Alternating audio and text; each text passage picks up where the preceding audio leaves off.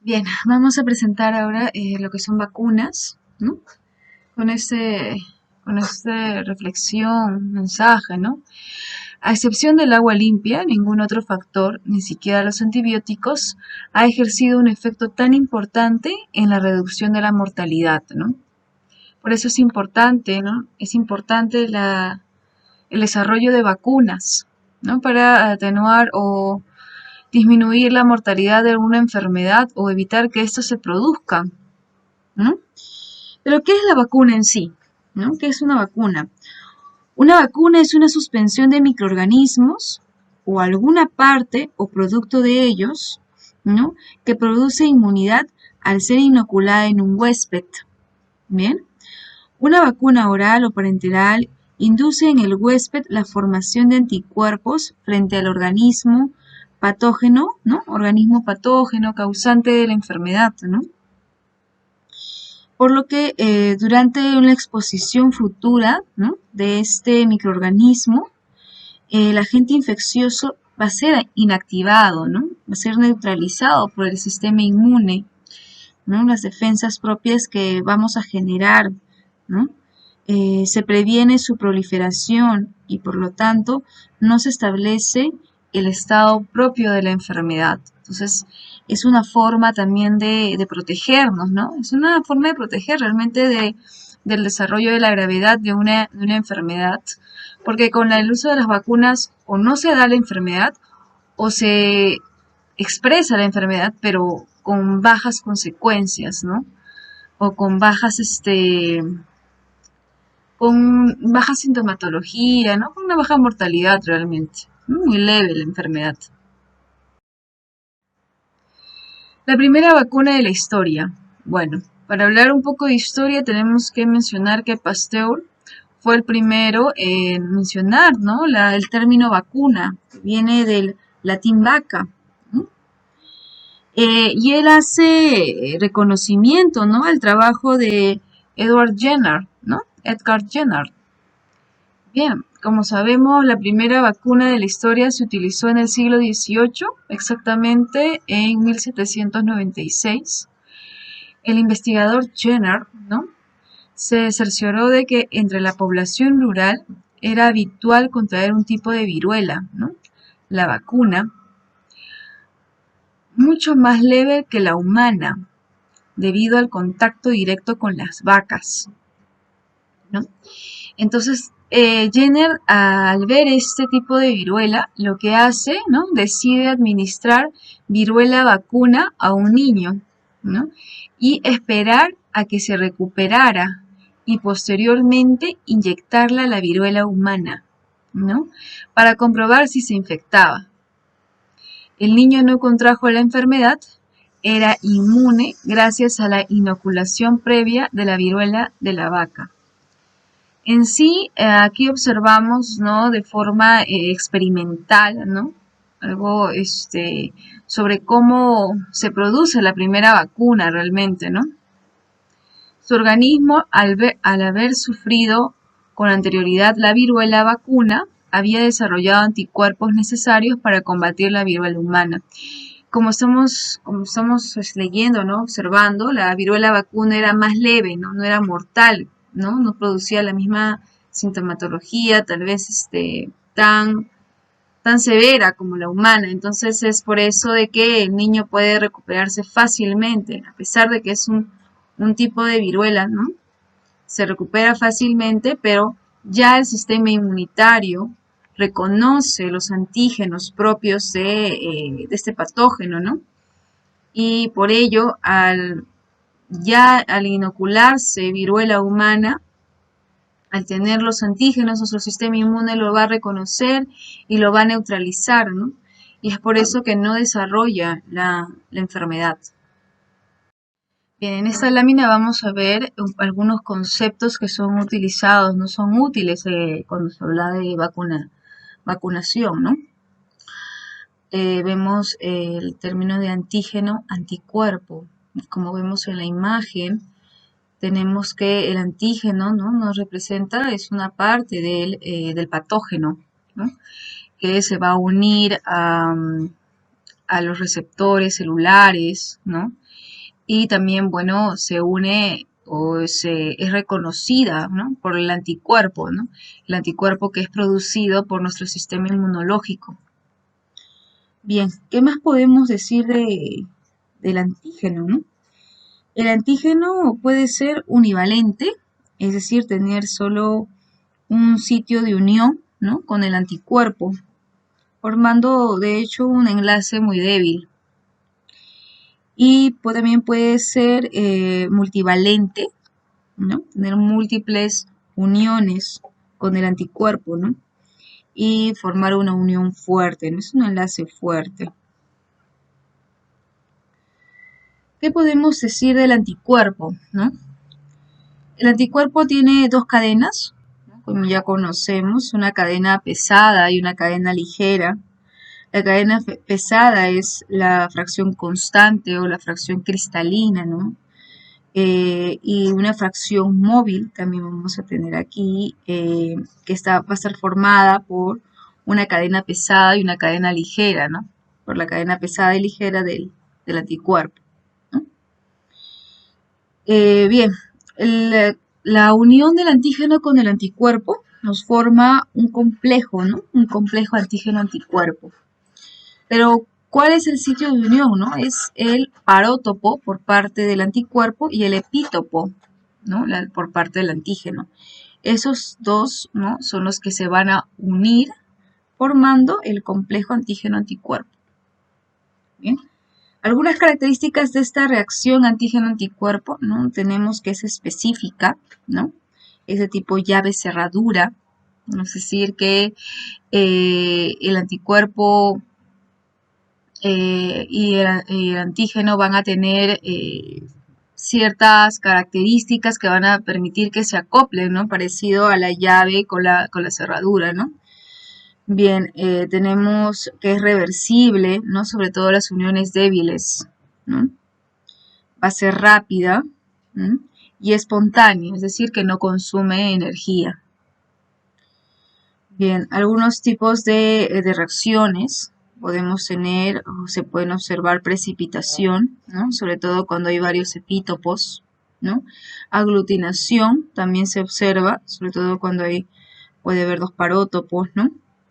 La neutralización se observa más cuando son virus, toxinas, ¿bien?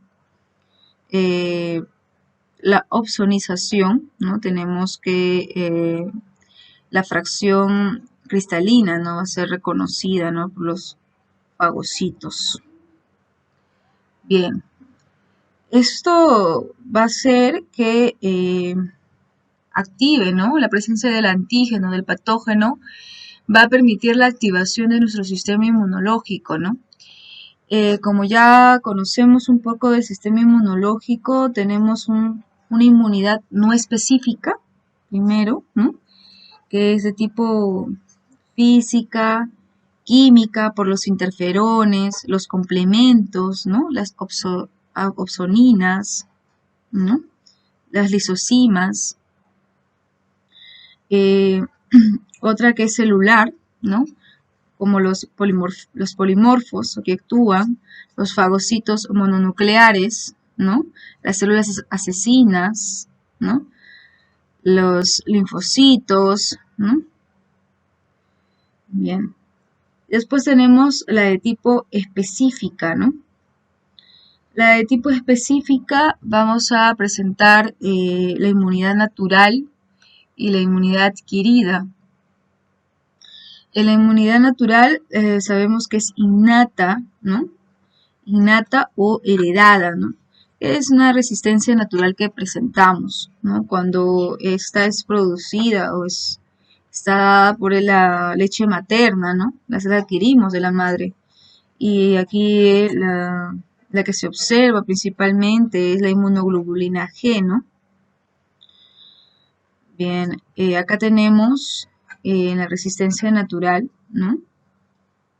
Que la primera, ¿no? Tenemos un sistema externo de defensa que va a evitar la entrada de los patógenos, ¿no?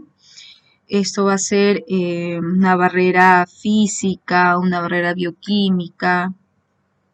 Luego vamos a tener el segundo sistema interno de defensa, que evita el crecimiento, ¿no? El crecimiento de las bacterias o del patógeno, ¿no?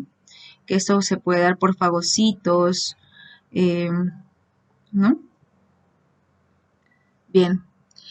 Luego tenemos la inmunidad adquirida. La inmunidad adquirida tenemos la específica y la de memoria, ¿no? La activa, la pasiva, bien, también llamadas primaria, secundaria, ¿no? La secundaria que es la reforzada. ¿De qué más o menos nos indica esto, ¿no? La inmunidad primaria, ¿no? Tenemos al antígeno infectante, ¿no? Va a producir la enfermedad con sintomatología, ¿no? Con la vista clínica o sin la sintomatología, ¿no? Y vamos a tener una respuesta inmune específica, ¿no? Al mismo tiempo, el antígeno entra al sistema, a nuestro cuerpo, y de inmediato se liberan los anticuerpos, ¿bien? Y vamos a tener una reacción inmune, ¿no? Destrucción del antígeno. Vamos a ver aquí la unión, ¿no? Del antígeno-anticuerpo, ¿no? Para la destrucción del antígeno. Y una vez que hay una destrucción del antígeno, va a haber una recuperación, ¿no? Va a haber una recuperación del paciente, ¿no? El estado inmune específico, ¿no? Es variable, ¿no? Puede durar años después de este primer contacto. Cuando hablamos de una respuesta primaria, hablamos de un primer contacto con el antígeno, con el patógeno, ¿no? Que estamos estudiando, ¿no? El patógeno. Y luego vamos a tener una respuesta secundaria también, ¿no? En la inmunidad adquirida, ¿no? Lo que adquirimos del medio ambiente, ¿no? De los ataques que recibimos del medio ambiente. La respuesta secundaria, ¿no? Es el siguiente contacto, ¿no? Después de que ya hemos tenido un primer ataque de este patógeno y nos vuelve, cuando en una próxima oportunidad nos vuelve a atacar, ¿no? Vuelve a ingresar a nuestro organismo, vamos a tener que nuestros anticuerpos, ¿no? Nuestro sistema inmunológico tiene una memoria específica, ¿no? Una específica para ese antígeno, específica para el antígeno de ese patógeno, ¿no? Entonces va a reconocer al patógeno, al antígeno, ¿no? Porque ya tiene una memoria de haber sido atacada antes por este. Entonces nuestro sistema inmune se va a activar rápidamente, casi de inmediato, ¿no? Y va a producir una destrucción rápida del antígeno sin producir la enfermedad.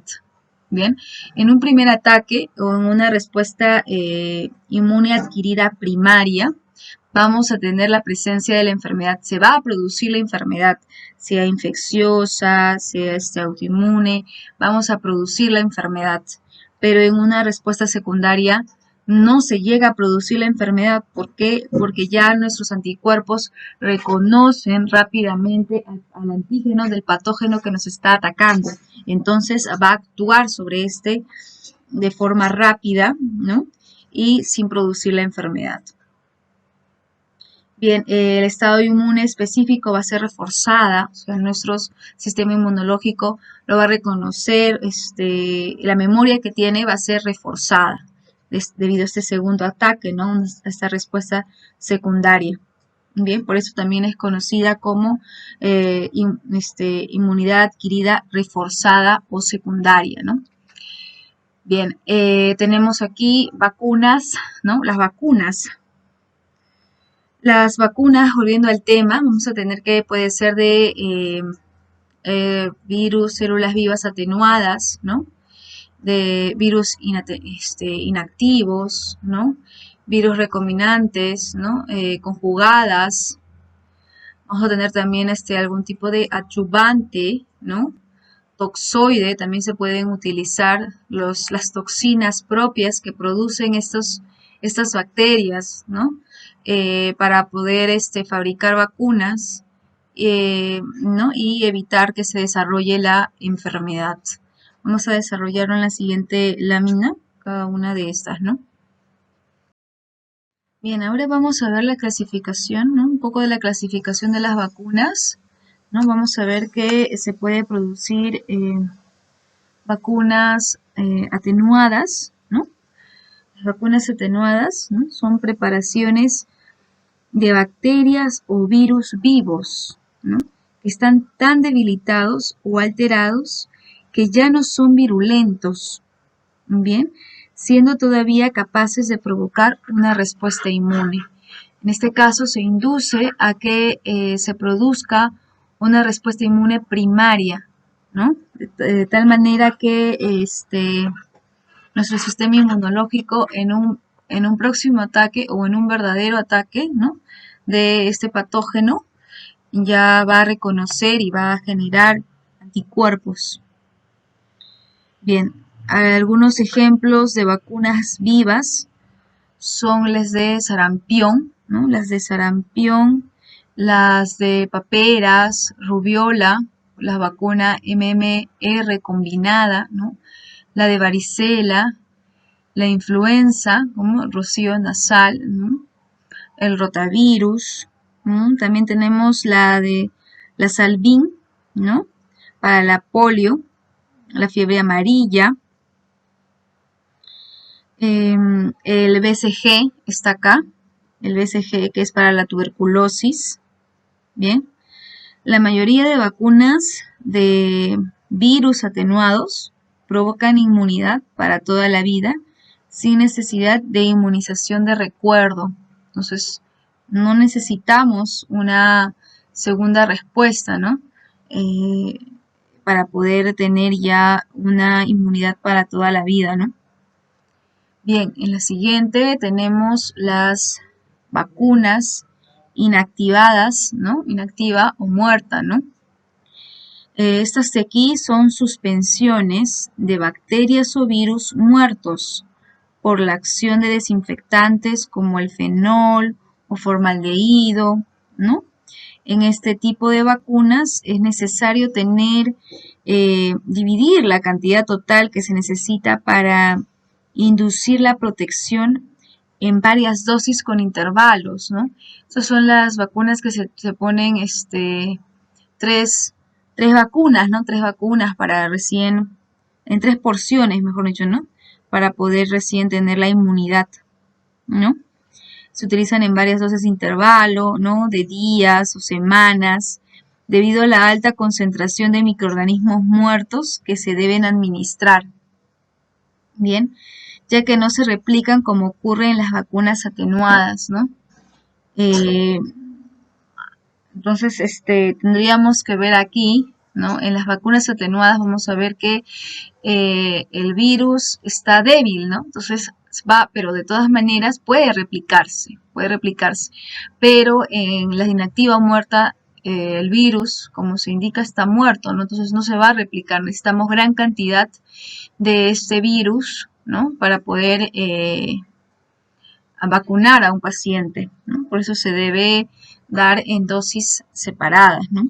Dividir las dosis. Y vamos a tener, por ejemplo, la vacuna de la poliomielitis, ¿no? El IPV, la de la hepatitis A, ¿no?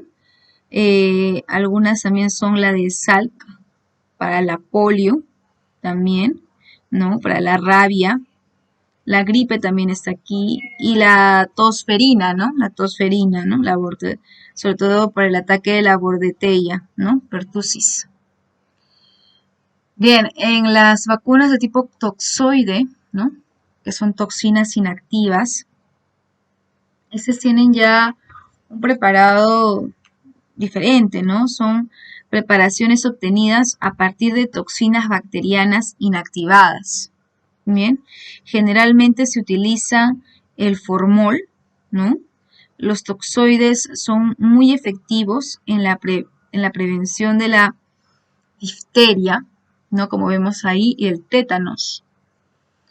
Parte de la inmunización combinada, ¿no? De DTaP, ¿no?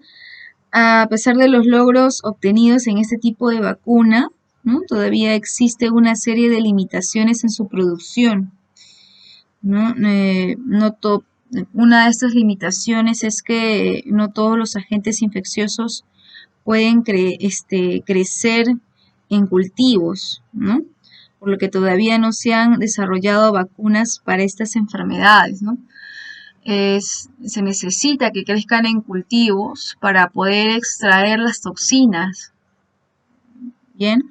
Eh, También son necesarias grandes medidas de seguridad para asegurar que tanto el personal de laboratorio como de producción no van a estar expuestos al agente patógeno, bien, durante su cultivo, ¿no? Se corre también el riesgo de que los lotes de vacunas no estén completamente muertos o atenuados, ¿no? Durante el proceso de producción, por lo que se puede introducir organismos virulentos en las vacunas y dispersar la enfermedad indebidamente, ¿no? Las cepas atenuadas, ¿no? Pueden revertir una posibilidad que requiere continuos ensayos, ¿no? Para asegurar que no ha ocurrido una readquisición de la virulencia. Entonces tenemos que tener ciertas precauciones para hacer la vacuna también, ¿no? La mayor parte de vacunas, ¿no? Actuales tienen una vida media limitada. Como hemos visto, siempre hay vacunas de reforzamiento, ¿no? Y a menudo requieren refrigeración para mantener su potencia también. Bien. Estos requerimientos que hemos estado conversando, ¿no? Originan problemas de almacenamiento, ¿no? En aquellos países con grandes áreas rurales sin electrificación, ¿no? Recordemos que una vacuna debe ser almacenada en refrigeración, ¿no? No podemos tenerla al aire libre para evitar su degradación o algún tipo de alteración, ¿no? Bien, tenemos también las vacunas subunitarias, ¿no? O conjugada, ¿sí? Ese tipo vacunas, de vacunas conjugadas, vamos a tener a la hepatitis B, la influenza, la Haemophilus influenza tipo B, ¿no? La tosferina, que parte de la inmunización combinada, ¿no? Con la DTaP, ¿no? Neumocócica, la meningocócica también están aquí. Tenemos otros tipos, ¿no? Otras vacunas disponibles también tenemos en la viva o atenuada, tenemos la herpes zóster, la fiebre amarilla, ¿no? En la inactivada o la tipos muertas, como ya hemos conversado, la rabia está aquí.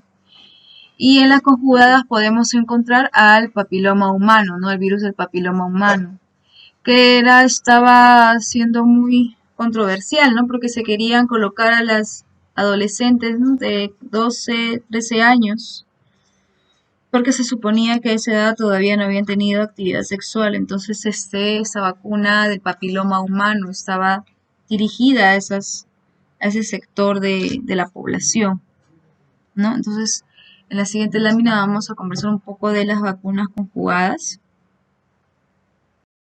Bien, en esta lámina vamos a ver un poco de la explosión de las vacunas, ¿no? ¿A qué se debe el nuevo impulso? ¿No? Es la pregunta. El SIDA y el paludismo desafían a la ciencia. ¿Por qué? Porque se observa de que ahora han salido algunas vacunas, ¿no? Para el tratamiento del SIDA, no solamente para evitar que ésta se produzca, ¿no? Sino también como un tratamiento. Bien, en el caso del paludismo sabemos que es producido por un parásito. Entonces, las vacunas están implementándose ahora, ¿no? En la actualidad para también evitar el ingreso o el desarrollo de este parásito, ¿no? Provocando el paludismo. Desafiándose a la ciencia, ¿no? De alguna manera.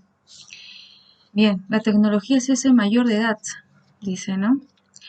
La vacunología inversa. ¿A qué nos referimos con esto? ¿No? Nos referimos a que las vacunas ya no se fabrican, mejor dicho, como antes, ¿no? Estas nos hacen referencia a que para fabricar una vacuna ya no se necesitaría cultivar al microorganismo o al patógeno, ¿no?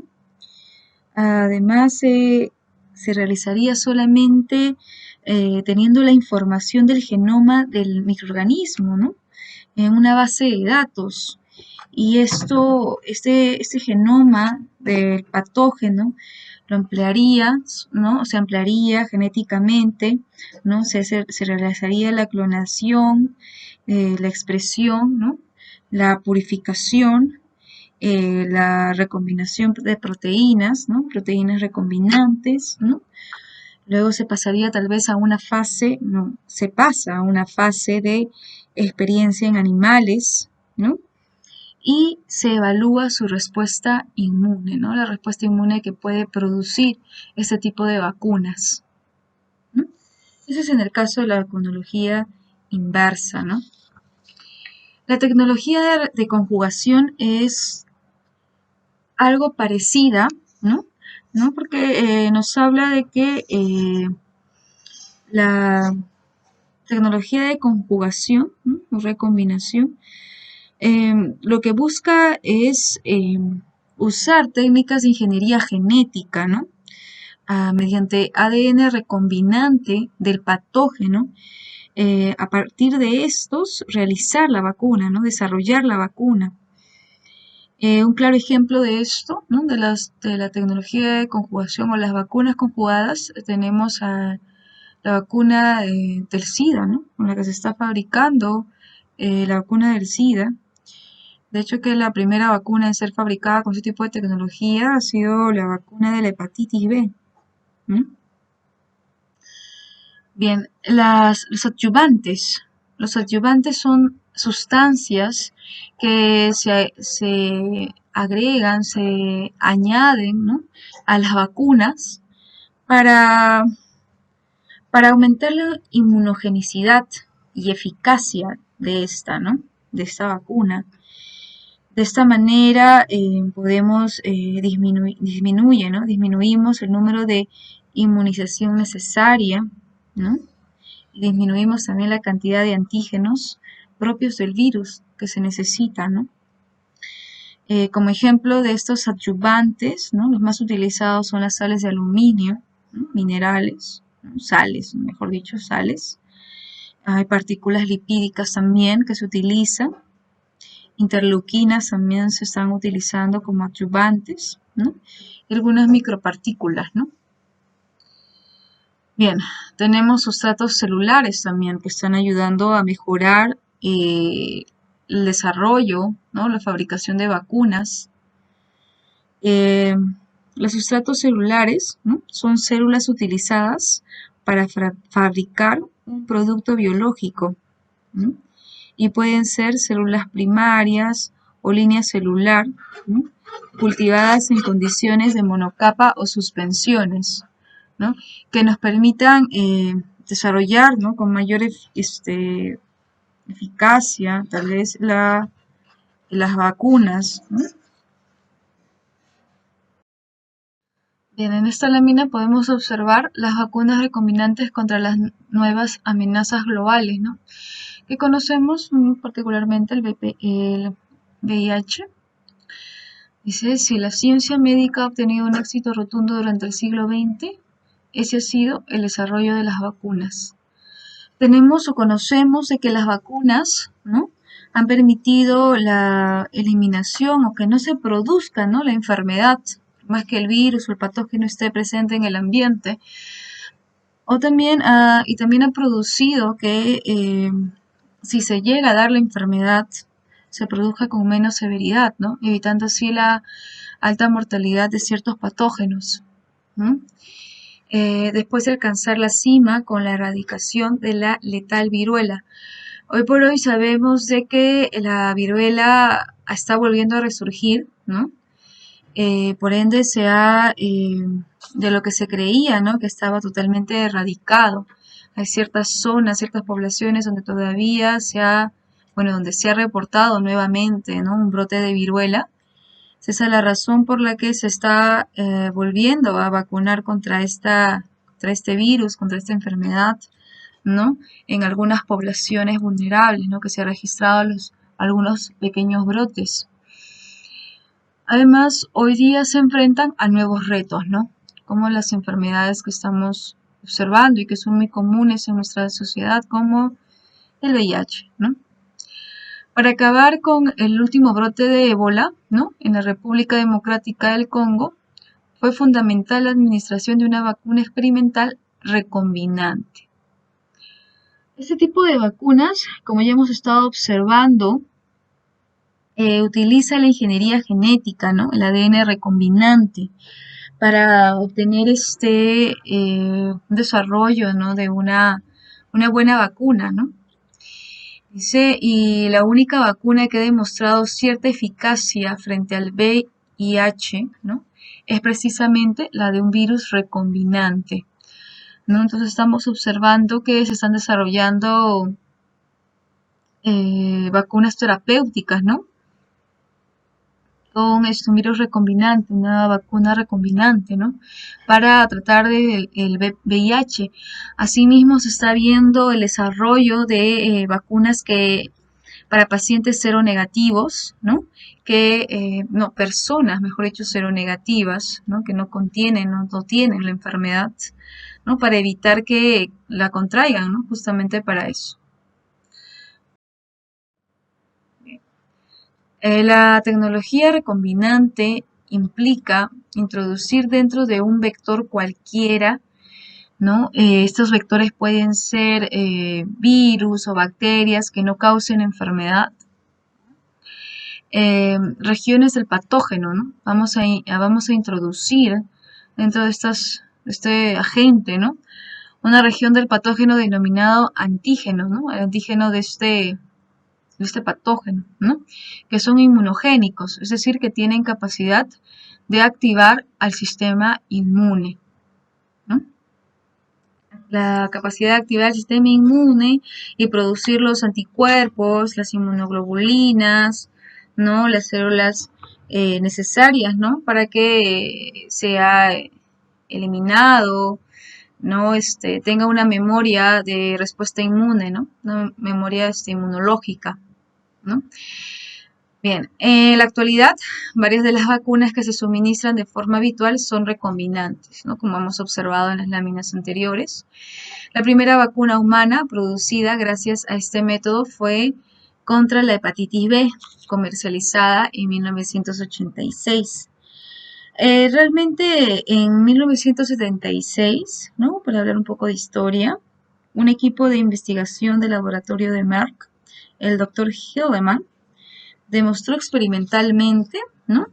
La viabilidad de una vacuna contra el virus, ¿no? De la hepatitis. La inyección de antígenos particulados, purificado, ¿no? Procedente del plasma de personas infectadas, ¿no? Protegía a los animales de la infección contra la hepatitis, ¿no? Dice, la vacuna era eficaz, ¿no? Ellos vieron que la vacuna tenía eficacia, pero tenía un problema, ¿no? Que no podían producirla en grandes cantidades.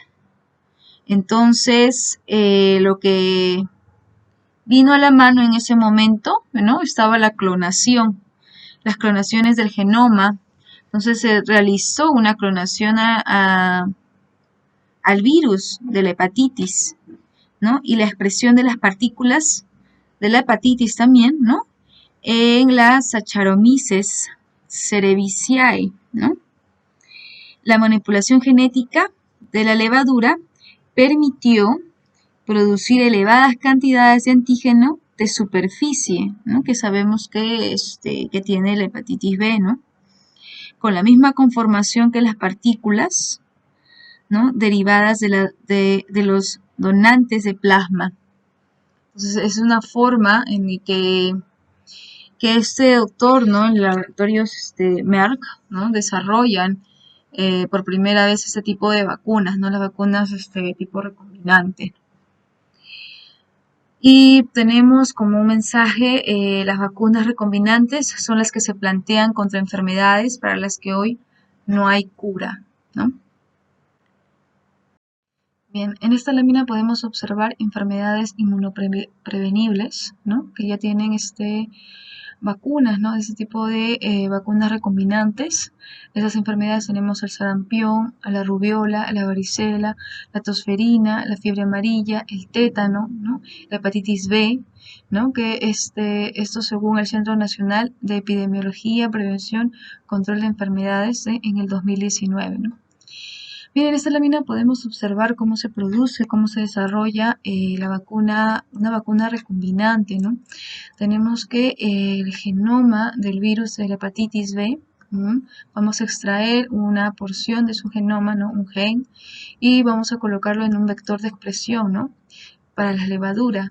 Entonces vamos a colocarlo, vamos a generar generación del ADN recombinante por ligación, ¿no? Vamos a ligar los dos ¿no? La porción de ADN, ¿no? Y tenemos el gen del antígeno del virus de la hepatitis B. Se va a producir una inclusión en la levadura por transformación genética.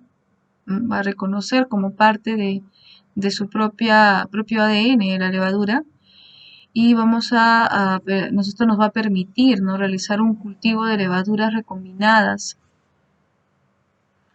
La producción a gran escala, ¿no? de los antígenos del virus de la hepatitis B.